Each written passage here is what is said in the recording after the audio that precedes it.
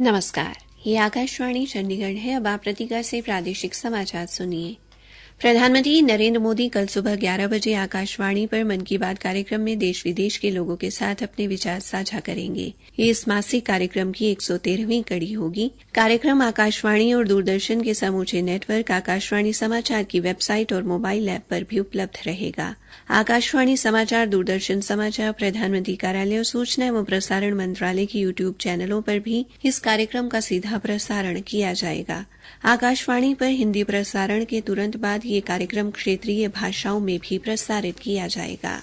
हरियाणा में खरीफ खरीद सीजन 2024-25 के तहत कपास की खरीद 1 अक्टूबर से शुरू होगी। कृषि एवं किसान कल्याण विभाग के अतिरिक्त मुख्य सचिव डॉ राजा शेखर वुंडरू ने बताया कि कपास की खरीद केंद्र सरकार के नियमानुसार भारतीय कपास निगम के माध्यम से न्यूनतम समर्थन मूल्य पर की जाएगी। डॉ राजा शेखर वुंडरू ने खरीद प्रबंधों की समीक्षा के बाद बताया कि भारतीय कपास निगम को कपास खरीद प्रक्रिया में हर संभव सहयोग देने के निर्देश दिए गए हैं।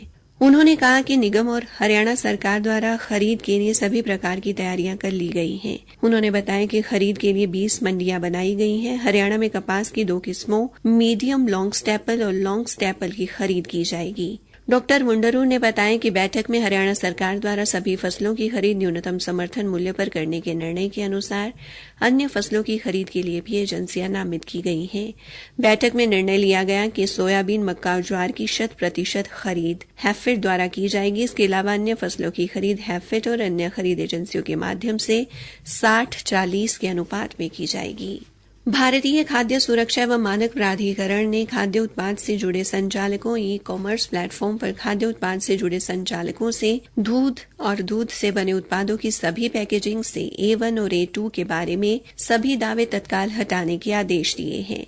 प्राधिकरण के संज्ञान में आया है कि खाद्य उत्पाद से जुड़े संचालक A1 और A2 के वर्गीकरण के अंतर्गत दूध और घी, मक्खन और दही जैसे दूध से बने उत्पादों की बिक्री कर रहे हैं।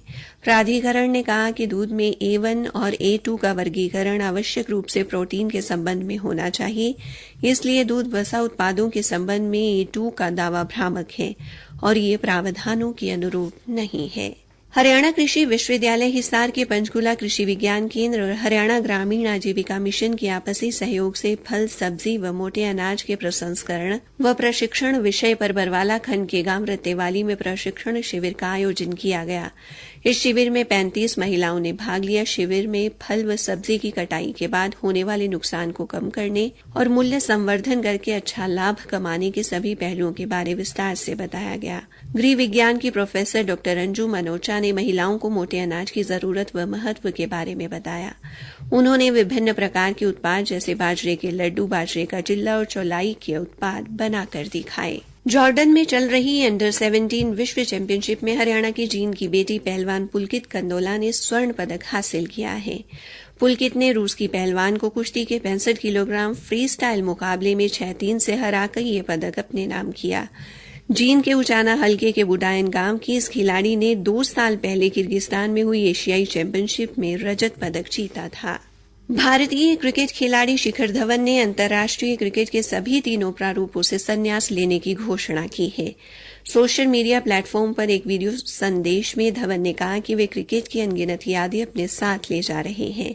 उन्होंने प्रशंसकों के प्यार और समर्थन के लिए आभार व्यक्त किया। काबिले गौर है कि शिखर धवन ने भारत के लिए अपना अंतिम 1 दिवसीय अंतर्राष्ट्रीय क्रिकेट मैच दिसंबर 2022 में बांग्लादेश के साथ खेला था। धवन ने 2010 से 2022 तक 34 टेस्ट, 167 एक दिवसीय और 68 2020 क्रिकेट मैचों में भारत का प्रतिनिधित्व किया। भारतीय खाद्य सुरक्षा एवं मानक प्राधिकरण ने राज्यों से कीटनाशकों के उपयोग को कम करने और किसान स्तर पर कीटनाशकों की निगरानी और विनियमन के लिए अंतर मंत्रालय समिति स्थापित करने का आग्रह किया है। इसी के साथ ये समाचार बुलेटिन समाप्त हुआ।